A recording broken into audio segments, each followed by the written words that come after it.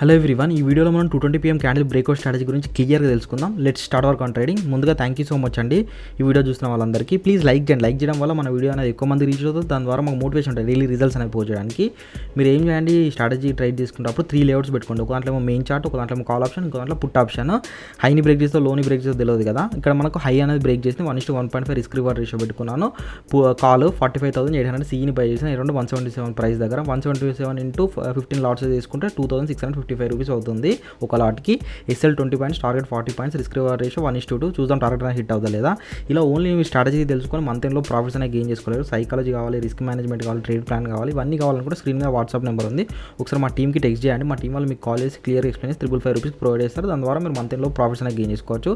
ఇక్కడ నాకు 40 points target అనేది హిట్ అయిపోయింది. 40 పాయింట్స్ అంటే 600 రూపీస్. మనకు ROI 23% రిటర్న్ ఆఫ్ ఇన్వెస్ట్మెంట్ వచ్చిందంటే ఈ స్ట్రాటజీ అనేది ఇంత మంచి స్ట్రాటజీ మీరే ఆలోచించండి. ఒకసారి యూట్యూబ్లో వెళ్ళి చూడండి.